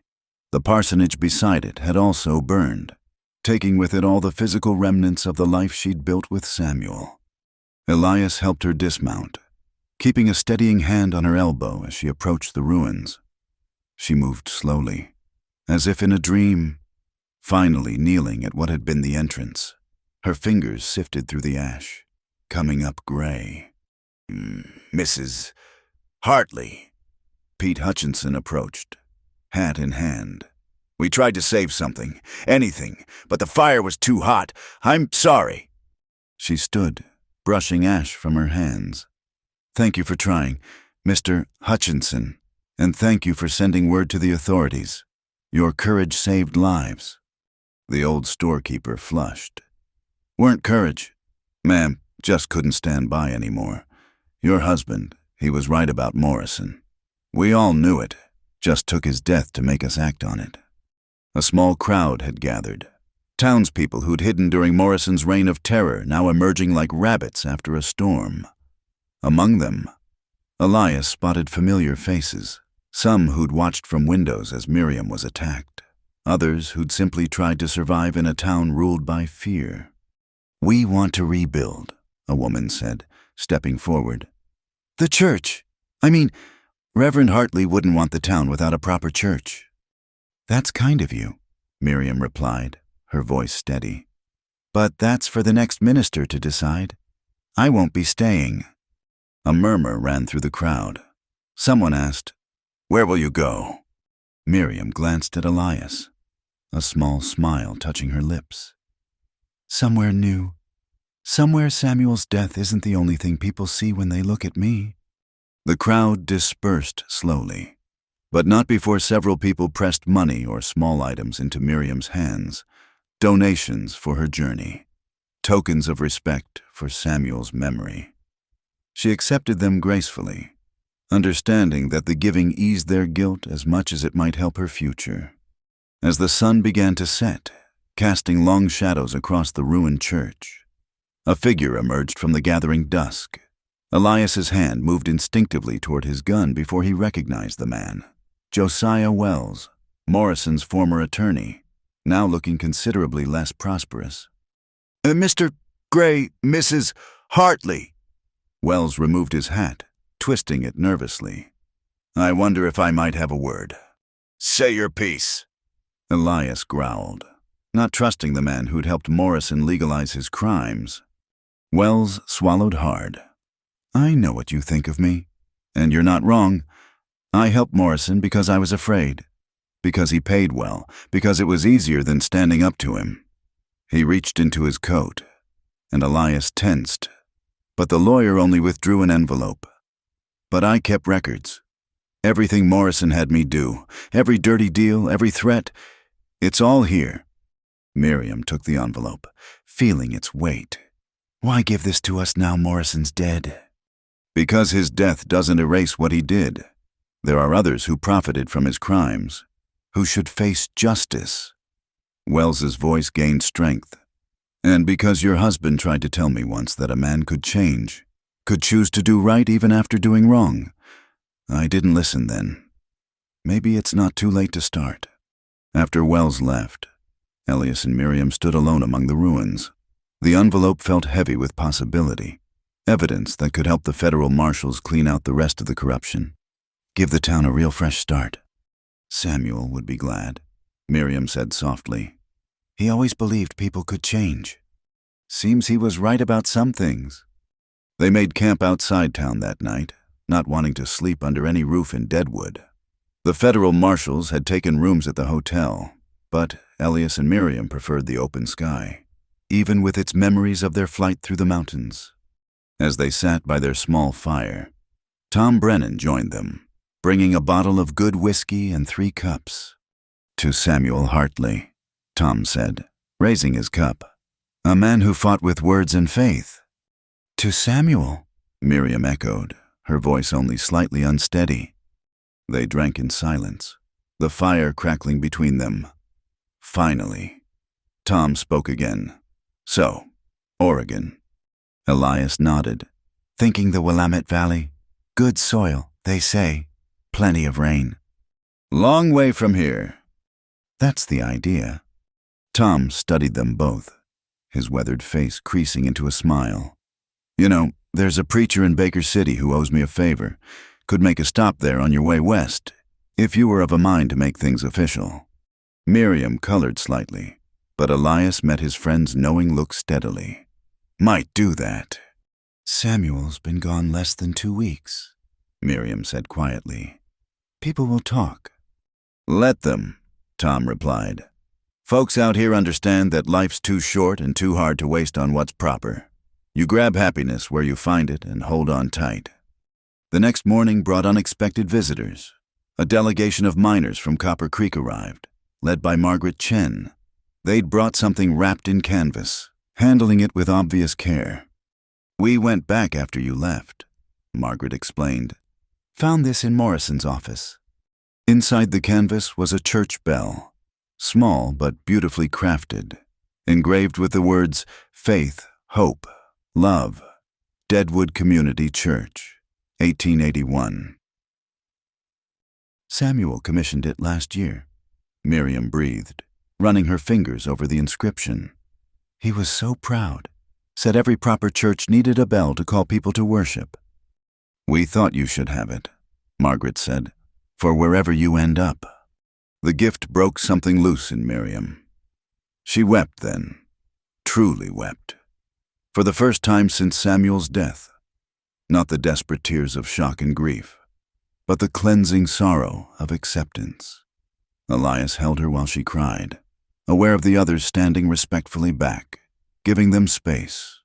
When her tears were spent, Miriam straightened, wiping her face. "Thank you," she told Margaret. "We'll find a home for it, a new church somewhere, where it can ring out hope instead of sorrow." The final confrontation came as they were preparing to leave Deadwood for good. A group of armed men blocked their path, not Morrison's hired guns, but Pinkerton's, their badges gleaming in the morning sun. Elias Gray, the lead detective, a thin man with cold eyes, stepped forward. "Also known as the Widowmaker, we have questions about some deaths in Kansas, 3 years back." Elias felt the old familiar ice in his veins. The past, always the past, reaching out with skeletal fingers just when he'd thought himself free. "That was self-defense," he said evenly. "All of it." "Maybe so, but there are warrants. You'll need to come with us." "No." Miriam moved her horse between Elias and the Pinkertons. "This man saved my life, helped bring a murderer to justice. Whatever he did in the past, he's paid for it. Ma'am, please move aside. This doesn't concern you." "Everything about him concerns me." Her hand rested on her pistol. "And I won't let you take him." The moment balanced on a knife's edge. 5 Pinkertons, all armed. Elias, Miriam, and Tom Brennan. The federal marshals watched from nearby, technically uninvolved but clearly interested. Then one of the federal marshals, Wallace, spoke up. "Gentlemen, might I see those warrants?" The lead Pinkerton handed them over reluctantly. Wallace examined them, then smiled thinly. "These are Kansas warrants, no federal authority, and as Mr. Gray has just rendered significant service to federal law enforcement in breaking up a criminal conspiracy, I'd say he's earned some consideration." "The law is the law," the Pinkerton insisted. "Indeed it is, and the law says you have no jurisdiction here." Wallace handed back the warrants. I suggest you return to Kansas. If they want Mr. Gray badly enough, they can pursue federal charges. Until then, he's free to go. The Pinkertons withdrew, but their leader turned back. This isn't over. Gray, the past always catches up. Maybe, Elias replied, but not today. As they rode out of Deadwood for the last time, the church bell carefully packed in their supplies. Miriam reached over and took Elias's hand. Thank you, he said quietly, for standing with me. Always, she replied. That's what partners do. Behind them, smoke rose from chimneys as Deadwood woke to a new day, free from Morrison's shadow. Ahead, the road stretched west toward possibilities neither had imagined a week ago. The mission where Samuel had died would be rebuilt. His journal would help convict those who'd supported Morrison's reign of terror. And somewhere in Oregon, a small church would someday ring with the bell he'd commissioned. But for now, there was just the road, the morning sun, and two people who'd found light in the darkness of loss. They'd faced down the past, confronted violence with courage, and discovered that justice, while never perfect, was worth fighting for. You realize, Miriam said as Deadwood disappeared behind a hill, that those Pinkertons were right. The past will keep following you. Probably, Elias agreed. Still want to go to Oregon with a man who can't escape his history? She smiled, and in that smile was steel and tenderness in equal measure. I told you, Mr. Gray, I'm done running. Whatever comes, we face it together. Together, he echoed, and spurred Delilah west, toward Baker City and Tom's friend the preacher, toward the Willamette Valley and rich soil, toward a future that would hold its own challenges but also the promise of peace. The grieving cowboy had found shelter with a schoolmarm by mistake, but in the ashes of their old lives, they'd discovered something worth building new. And if the past came calling again, well, they'd face that too, together. As the sun climbed higher, warming their faces despite the autumn chill, Elias heard Miriam humming softly, a hymn Samuel had probably taught her. But there was hope in the melody now. Not just sorrow. They'd both learned that love could mend what violence had broken, that justice could rise from ashes, and that sometimes the greatest courage was simply choosing to begin again. The bell in their packs rang softly with each step Delilah took, a quiet promise of resurrection, of community rebuilt, of faith that could survive even the darkest fire. And in that gentle sound was the echo of everything they'd lost and everything they might yet find, carrying them forward into whatever waited beyond the next hill. Baker City spread before them like a promise of civilization after days on the trail. Smoke rose from brick chimneys. Church spires pierced the clear autumn sky, and the streets bustled with commerce untouched by the violence they'd left behind. Tom Brennan led them through town to a modest parsonage beside a white-painted church, its bell tower standing proud against the mountains beyond. Reverend Marcus Whitfield, Tom announced as a man emerged from the parsonage. Best preacher this side of the Rockies, and he owes me for saving his hide from claim jumpers back in '79. Whitfield was younger than Samuel had been, with kind eyes behind wire spectacles and hands that showed he wasn't afraid of physical work alongside spiritual labor.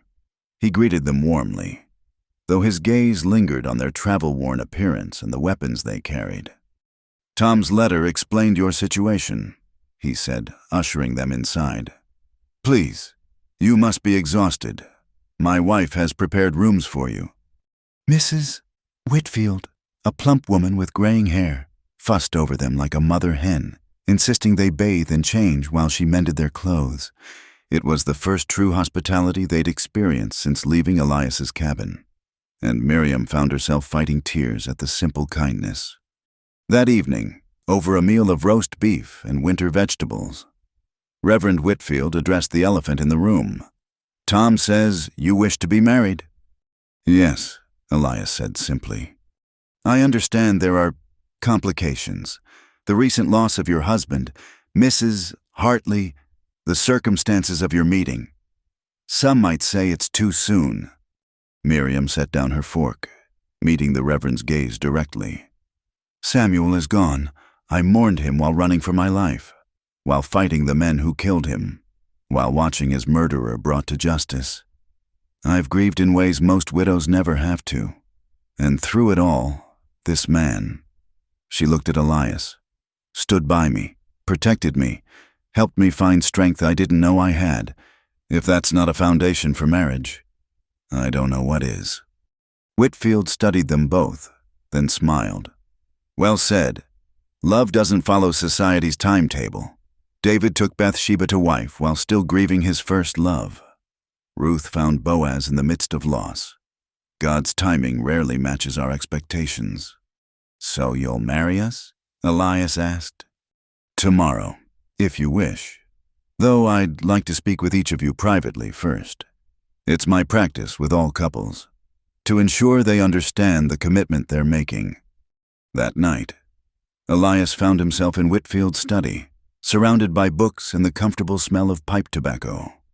The Reverend poured 2 glasses of brandy and settled into his chair. Tom told me some of your history, Whitfield began. The widowmaker. That's quite a reputation to carry. It's not one I want anymore. But it's still yours. The question is, have you told Miriam everything a marriage built on secrets is like a house built on sand? Elias stared into his brandy. She knows I was a gunfighter, knows I killed men, knows about Catherine. But there are details, things I did that a woman like her shouldn't have to hear. Whitfield leaned forward. Mr. Gray, that woman faced down hired killers and helped organize the defense of a mining camp. She's stronger than you think.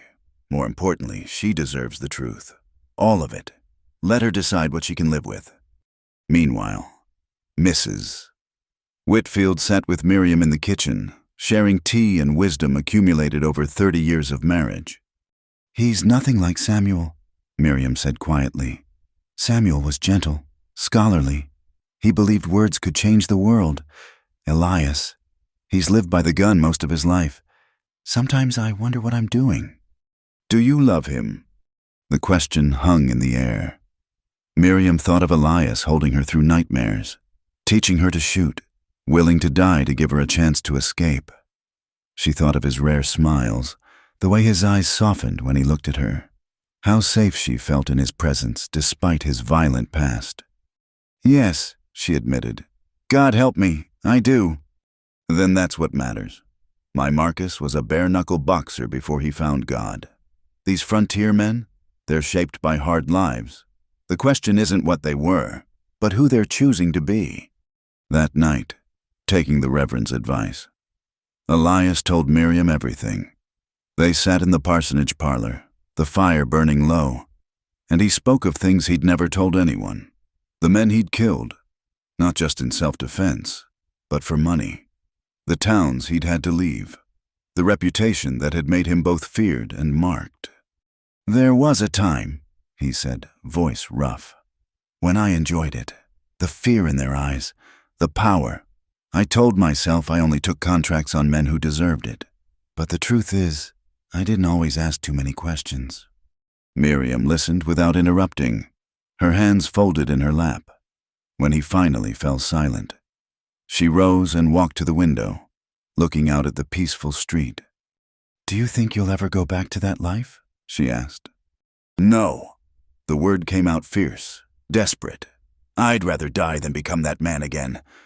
She turned, and he was surprised to see not disgust, but understanding in her eyes. We've both done things we wouldn't have imagined. I've shot men. Elias helped plan attacks, watched men die and felt satisfied that justice was done. Samuel would be horrified. You did what you had to do. So did you, once upon a time. She returned to sit beside him. I can't absolve you of your past. Only God can do that. But I can choose to face the future with the man you are now, not the one you were then. You're sure? I'm sure that you make me want to live again, that when I'm with you, I feel like I can face anything. That's enough to build on. The wedding took place the next afternoon in the small church, with only Tom Brennan and the Whitfields as witnesses. Miriam wore a simple blue dress Mrs. Whitfield had altered for her, and Elias had managed a proper suit from the general store. As they stood before the altar, autumn light streaming through stained glass, the moment felt both surreal and absolutely right. "Dearly beloved," Reverend Whitfield began, his voice carrying the weight of ceremony. "We are gathered here to join Elias Gray and Miriam Hartley in holy matrimony. This is not a union born of long courtship or societal expectation, but forged in trial and proven in adversity." Elias barely heard the traditional words, lost in watching Miriam. She'd pinned her hair up, revealing the elegant line of her neck. Her eyes, when they met his, held depths of sorrow transformed into hope. When it came time for the vows, she spoke clearly, each word a promise and a choice. "I, Miriam, take you, Elias, to be my wedded husband, to have and to hold from this day forward, for better or worse, for richer or poorer, in sickness and in health, to love and to cherish, till death do us part." His own voice was rougher, emotion threatening to close his throat. "I, Elias, take you, Miriam, to be my wedded wife, to have and to hold from this day forward, for better or worse, for richer or poorer, in sickness and in health, to love, cherish, and protect, till death do us part." "The rings?" Whitfield asked. They had no rings, but Tom stepped forward with 2 simple gold bands. "Figured you might need these," he said gruffly. "Had them made this morning." As Elias slipped the ring onto Miriam's finger, he felt something settle in his chest, a piece clicking into place that he hadn't known was missing. She was his now, and he was hers, bound by more than circumstance or survival. "By the power vested in me by God and the territory of Oregon," Whitfield proclaimed, "I now pronounce you husband and wife. You may kiss your bride." The kiss was gentle, a seal on promises made and a taste of promises to come. When they parted, Miriam was crying and smiling at the same time, and Elias found his own eyes weren't entirely dry. "Ladies and gentlemen," Whitfield announced to their tiny congregation, "may I present Mr. and Mrs. Elias Gray." The wedding supper was a modest affair in the parsonage dining room, but filled with warmth and laughter. Tom regaled them with stories of his younger days with Elias, carefully edited to avoid the darker chapters. Mrs. Whitfield had somehow managed a wedding cake, small but perfect, decorated with sugar flowers. As evening fell, Tom made his farewells.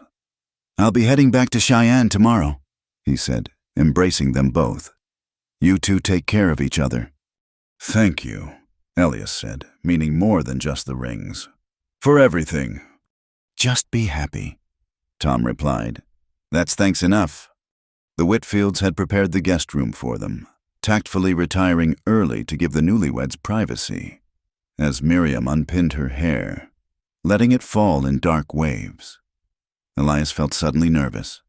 This was different from their desperate closeness in the cabin or on the trail. This was chosen, deliberate, sanctified. "Second thoughts?" Miriam asked, catching his expression in the mirror. "Never, just wanting to do right by you." She turned, taking his hands. "You already have. You gave me back my life, Elias, my strength, my hope. Everything else is just grace." They came together slowly, tentatively, 2 people scarred by loss learning to trust in gentleness again. Outside, church bells somewhere in town chimed the hour, and Elias thought of the bell they carried, waiting for its new home. Like them, it had survived fire and violence to ring again with purpose. Later, as Miriam slept beside him, her hand resting over his heart, Elias stared at the ceiling and marveled at the turn his life had taken. 2 weeks ago, he'd been a hermit on a mountain, convinced isolation was his only path. Now he was a married man, heading west to build something new. "Thank you," he whispered to the darkness, not sure if he was addressing God, fate, or Samuel Hartley's departed spirit. "I'll take care of her, I swear it." Miriam stirred, murmuring something that might have been his name. He pulled her closer, and for the first time in 3 years, Elias Gray fell asleep without seeing ghosts. The next morning brought practical considerations. They purchased supplies for the journey west, including proper winter clothes for Miriam and a pack horse to carry their growing collection of possessions. The church bell was carefully rewrapped and secured, a tangible reminder of where they'd been and where they were going. Oregon City first, Elias decided, studying the map. Then south to the Willamette Valley. Find land near a town that could use a church. "And what will you do while I'm teaching school and organizing church socials?" Miriam asked with a smile. "Farm, ranch, maybe. Honest work." He paused. "Maybe help the local sheriff, if they need it. There's got to be some use for my skills that doesn't involve killing." She linked her arm through his as they walked back to the parsonage. "We'll figure it out together." As they prepared to leave Baker City, Reverend Whitfield pulled Elias aside one last time. "That past you're running from, it may catch up eventually. Men like those Pinkertons don't give up easy." "I know. What will you do when it does?" Elias looked at Miriam, who was laughing at something Mrs. Whitfield had said, her face bright with the joy of new beginnings. "Face it, but not alone. Not anymore." Whitfield clapped him on the shoulder. "That's the right answer. God go with you both." As they rode out of Baker City, officially Mr. and Mrs. Gray. The morning sun broke through clouds that had threatened rain. The road stretched ahead, muddy and uncertain, but leading toward hope. "No regrets?" Elias asked as the town disappeared behind them. "None," Miriam replied firmly. "Samuel's gone, and I'll always carry him in my heart. But you're here, and we're alive, and we have work to do. Building a new life. Building a good life," she corrected. "One that honors the dead by how we choose to live." They rode in comfortable silence for a while, the pack horse plodding along behind Delilah. Then Miriam began to hum, and after a moment, Elias recognized the tune, the same hymn she'd hummed leaving Deadwood, but lighter now, more hopeful. "What's that song?" he asked. "Amazing Grace," she replied. "Samuel loved it. I once was lost, but now am found, was blind, but now I see." "Fitting," Elias said, thinking of his own journey from darkness. "Sing with me." "I don't sing." "Neither did Samuel, but he tried anyway." She smiled at him, that transforming expression that made her beautiful. "Come on, Mr. Gray, new life, new chances." And so, riding toward Oregon and whatever future awaited them, the gunfighter-turned-husband learned to sing, his rough voice joining his schoolmarm wife's clear tones. If anyone had been on that empty road to hear them, they might have smiled at the unlikely pair, the dangerous-looking man with the gentle hands, the proper lady with steel in her spine, both marked by sorrow but choosing joy. Behind them lay ashes and ghosts. Ahead waited rich soil and the chance to plant something good. And somewhere in their packs, a church bell waited to ring again, calling people not to mourn what was lost, but to celebrate what could be found when two broken hearts chose to mend each other. The grieving cowboy had indeed found shelter with a schoolmarm by mistake, but in the end, it hadn't been a mistake at all. It had been, as Samuel might have said, providence. And as they rode toward their new life, that providence wrapped around them like grace, unearned but freely given, transforming what had begun in violence into something very much like peace.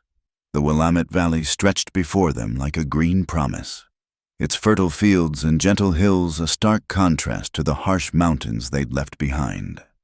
After weeks of travel, Elias and Miriam Gray stood on a rise overlooking the small settlement of Cedar Falls, Oregon, watching smoke curl from chimneys in the evening light. There, Miriam pointed to a cleared area at the town's edge. Where the old church used to be, Mrs. Patterson at the last way station said it burned down 2 years ago. They've been holding services in the schoolhouse ever since. Elias studied the location with a tactical eye. Old habits dying hard. Good sight lines. Close enough to town for safety. Far enough for peace. Seems fitting, he said, building something new where fire took the old. They'd arrived in mid-October, the valley painted in autumn colors. Cedar Falls was larger than Deadwood, but smaller than Baker City, a farming community of perhaps 300 souls, with a main street of honest businesses and homes spreading out among orchards and fields. No saloons on every corner, no obvious signs of corruption, just people trying to build good lives on good land. The boarding house where they took rooms was run by a widow named Mrs. Eleanor Sawyer, a forthright woman who sized them up with sharp eyes. "Newlyweds?" she asked, noting their rings. "Yes, ma'am," Miriam replied. "Looking to settle here, if the town will have us." "Always room for good people. What's your trade?" "I'm a teacher," Miriam said. "My husband farms, and we're hoping to help rebuild the church." "Mrs." Sawyer's face lit up. "A teacher, Lord knows we need one. Miss Phillips ran off with a traveling merchant last spring. Children have been running wild since." Over the next days, they met the town. Mayor Josiah Blackwood, a former Union officer who ran the general store. Dr. Henry Chen, Thomas's cousin who'd come west for a fresh start. The Anderson family, Norwegian immigrants who owned the largest farm. The Friedman family, former slaves who'd claimed land under the Homestead Act and now grew the best apples in the valley. "Good people," Elias observed after a week of introductions. "Honest people." "People who deserve a church," Miriam added, "and a school that stays open." They found land 2 miles outside town, 40 acres with a small house and barn, abandoned when the previous owner died without heirs. The soil was rich, dark loam that crumbled in Elias's fingers like a promise of plenty. A creek ran through the western portion, and established apple trees dotted the property. "It's perfect," Miriam breathed, standing in what would be her kitchen garden. "We could be happy here." "Price is fair," Mayor Blackwood said, having accompanied them. "Old Patterson was a good man. Would want to see the place lived in again. Town council's already approved you for the teaching position, Mrs. Gray, if you want it. $30 a month plus housing allowance." "And the church?" she asked. "Been 2 years without a proper minister. Folks would welcome help getting it rebuilt. Can't pay much, but the community would pitch in for construction." That night in their boarding house room, they made plans by lamplight.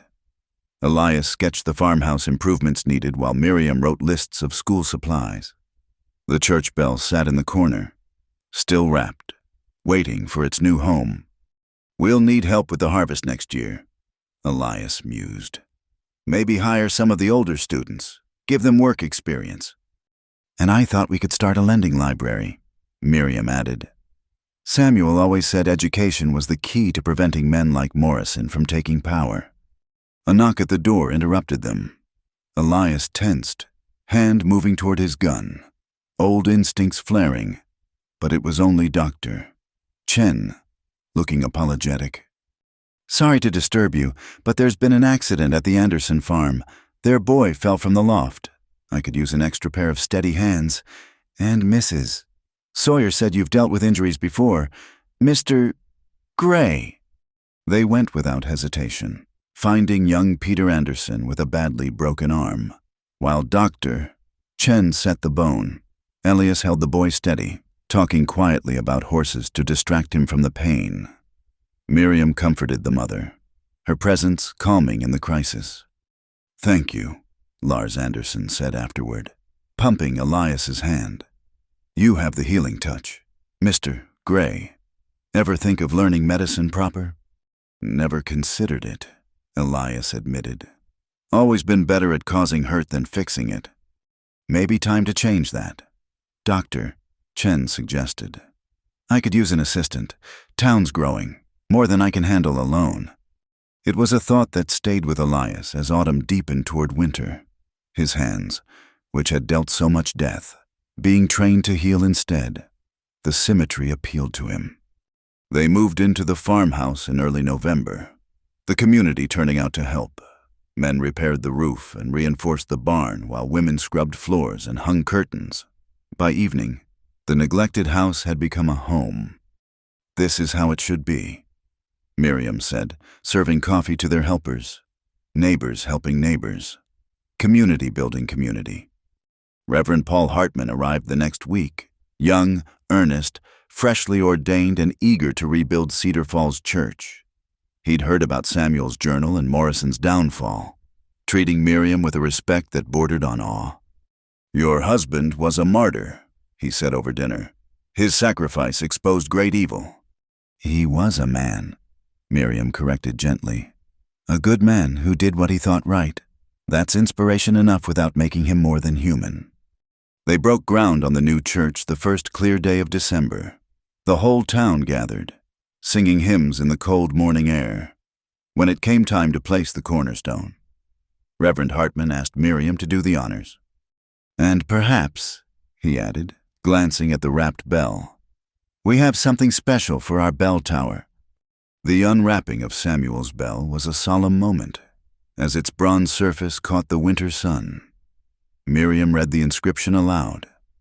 Several people wiped away tears, understanding the journey this bell had taken. "It will ring for Cedar Falls now," she said, "calling people to worship, celebrating marriages, marking passages. Samuel would be pleased to know it found such a good home." Christmas came with the church frame rising against the sky. Elias, who'd never much observed holidays during his solitary years, found himself caught up in the preparations. He helped string garlands in the temporary chapel, the renovated barn on the church property, and even agreed to play a shepherd in the nativity pageant Miriam organized with her students. "You look ridiculous," she laughed, adjusting his costume. "The most dangerous shepherd in Bethlehem." "Wolves were a real threat back then," he protested. "Shepherds had to be tough." The pageant was a success. Children stumbling through lines and parents beaming with pride. Watching Miriam with her students, Elias saw the teacher she was meant to be. Patient, kind, but with steel beneath when discipline was needed. Several of the older boys had tried to test the new schoolmarm early on, only to discover she'd faced down worse than unruly students. On Christmas Eve, it snowed. They sat by their fireplace. Gifts exchanged a new medical text for Elias, who'd begun studying with Dr. Chen, a cameo brooch that had been his mother's for Miriam. The house smelled of pine boughs and the apple pie cooling on the windowsill. "Our first Christmas," Miriam said softly, leaning against his shoulder. "Samuel and I spent last Christmas wondering if Morrison would let us see spring. Now here I am, in a new life I never imagined." Regrets. It was a question Elias found himself asking periodically. Still amazed she'd chosen him. "Never." She turned to kiss him. "Though I do wonder sometimes what he'd think of all this. Me married to a gunfighter, helping build another church while teaching school." "From what you've told me, I think he'd be glad you're happy, that you're living instead of just surviving." Speaking of living, Miriam's hand went to her stomach, a gesture she'd been making more frequently lately. "Elias, I have something to tell you. Dr. Chen confirmed it yesterday. We're going to have a baby." The world seemed to stop. Elias stared at her, joy and terror warring in his chest. A baby. New life from two people who'd known so much death. We're due in summer," she confirmed, smiling at his stammering. "Are you happy?" "Happy." He pulled her close, burying his face in her hair to hide the tears. "Miriam, I don't have words. Scared, too. What if I'm not? What if the past—" "Shh." She stroked his hair. "You're not that man anymore. You're the man who held Peter Anderson while his arm was set, who teaches the older boys to shoot responsibly, who's learning medicine to heal instead of harm. That's the man who'll be a father." They sat in silence, watching the fire, each lost in thoughts of the future outside. Snow continued to fall, blanketing their small farm in pristine white. The bell that would soon hang in the completed church tower waited silently, ready to ring in new beginnings. Spring arrived with the church dedication. The building stood proud against the Oregon sky, painted white with clear windows that caught the morning light. The bell tower rose above it all, Samuel's bell polished and ready. Before we hang the bell, Reverend Hartman announced, "Mrs. Gray has something to say." Miriam stood before the gathered town, visibly pregnant now, glowing with health and purpose. This bell was commissioned by my first husband, Reverend Samuel Hartley. He died defending truth and justice, and I thought his dream had died with him. But dreams, like faith, can be resurrected. This bell will ring in Cedar Falls, calling us to worship, to celebration, to mourning, to community. Let it remind us that from ashes can come beauty, from sorrow can come joy. Elias helped the men raise the bell, his hands steady on the ropes. As it settled into place, Miriam pulled the rope, and the first clear note rang out across the valley. People cheered, some wept, and Elias felt something complete in his chest, a circle closing. The school term ended with a picnic, students showing off their learning to proud parents. Miriam, despite her condition, insisted on organizing everything. Several of her students had already asked if she'd be back after the baby came. "Of course," she told them. "Teachers don't abandon their students." Dr. Chen had been training Elias intensively, impressed by his steady hands and ability to remain calm in crisis. "You have a gift," the doctor said. "Medicine isn't so different from your old life quick decisions. Steady nerves, precision, just with better outcomes." June brought their daughter into the world. The labor was long, and Elias paced the hallway like a caged wolf while Dr. Chen and the midwife attended Miriam. When the baby's cry finally came, he nearly collapsed with relief. "A girl," Dr. Chen announced, placing the swaddled infant in Elias's arms. "Healthy and strong, like her mother," Elias murmured, staring at the tiny face. The baby opened her eyes, gray like Miriam's, and seemed to look right through him. "What shall we name her?" Miriam asked, exhausted but radiant. "Hope," Elias said without hesitation. "Hope Catherine Gray." Summer passed in a blur of feedings, diaper changes, and the constant amazement of new life. The farm prospered, the church grew, and Elias found himself becoming a fixture in the community, the former gunfighter who'd become a healer's assistant and devoted father. One evening in early autumn, as they sat on their porch watching the sunset, Miriam holding Hope while Elias played his new harmonica, a skill he'd picked up from Lars Anderson, a rider approached. Elias tensed, recognizing the bearing of a lawman before the badge became visible. "Mr. Gray." The marshal dismounted, keeping his hands visible. "Name's Thompson, federal marshal. Not here for trouble, just to deliver a message." "Say your piece." "Those Kansas warrants have been withdrawn. Seems several witnesses came forward. Confirmed your account of self-defense in all cases. Judge ruled you were protecting innocents and dismissed all charges." Thompson smiled slightly. "Help that you assisted in breaking up Morrison's operation. Government likes to reward those who help clean up corruption." After the marshal left, Miriam took Elias's hand. "It's over, really over. The past, maybe." Elias agreed. "The future's just beginning." As if in agreement, Hope gurgled and reached for his finger, gripping it with surprising strength. The church bell rang, calling people to evening prayer, its bronze voice carrying across the peaceful valley. "Ready for anything, Mr. Gray?" Miriam asked, echoing words that had become their private joke, their promise, their prayer. "Ready for anything, Mrs. Gray," he replied, kissing first his wife, then his daughter. The grieving cowboy had found shelter with a schoolmarm by mistake, and discovered that love could indeed mend a man. But more than that, it could transform him, resurrect him, give him purpose beyond survival. In the rich soil of the Willamette Valley, watered by grace and tended by community, two broken people had planted new life and watched it grow. As stars emerged in the Oregon sky, the Gray family went inside their home, carrying hope into the future they'd built from the ashes of the past behind them.